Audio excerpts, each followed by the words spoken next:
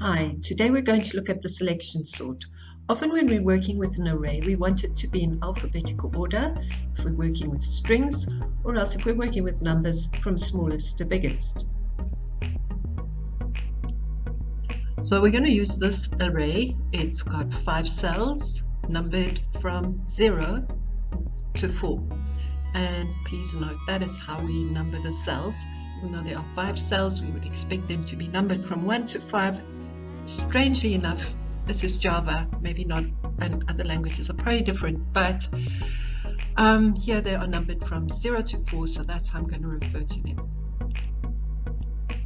So here's our array. We are going to start with cell 0 and compare it with cell 1.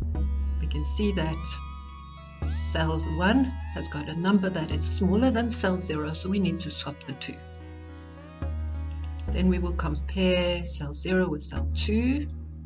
They're in the correct order, so we won't swap them. With the next cell, they're in the correct order, so no swapping required. And then with the last cell, and here the number 1 is smaller than 2, so we need to swap them. And that was round 1. To round 2, we're going to look at cell 1 and go right through the rest of the array in the same way and swap numbers if the second number is smaller than the first number. So these two are fine, these two are fine, but number 2, the little 2 is smaller than the 5, so we need to swap them. We're on to round 3. We look at cell 2.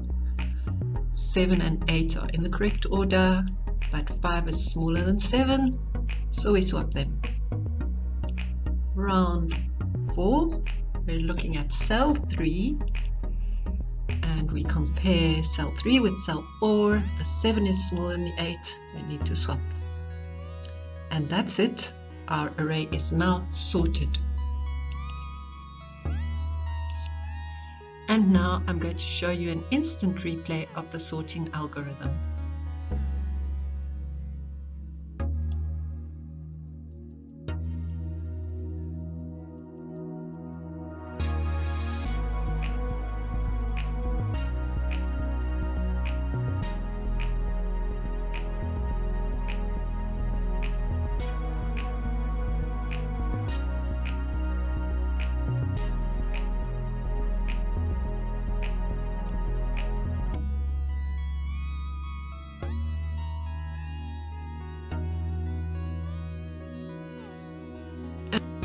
Let's look at the sort method in Java. We've got public void sort, then for int I equals 0 to I less than 4 I plus plus.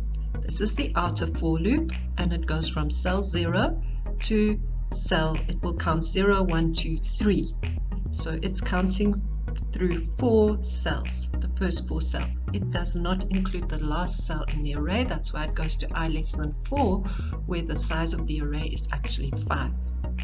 The inner for loop is for int j equals I plus 1 to j less than 5 j plus plus, and we can see it goes from I plus 1. Remember, whenever the highlighted cell, that was the outer for loop, the highlighted cell in yellow, we always compared it with the cell next to it. That's why it goes from I plus 1.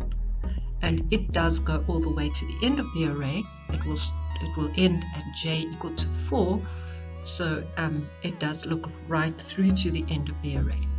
Then we say if array I, square brackets I, is greater than array square brackets j. So we're comparing the two cells here. And we're saying if the first cell is greater than the second cell, then we must swap them. And the swapping, we say int temp, we declare a little integer called temp, that's for temporary, equals array square brackets I, so we store the first cell in the temp, then we set array I equal to array j, we shift the second cell into the first cell, and then we say array j equals temp. Remember, you always need a third variable when you need to swap two values.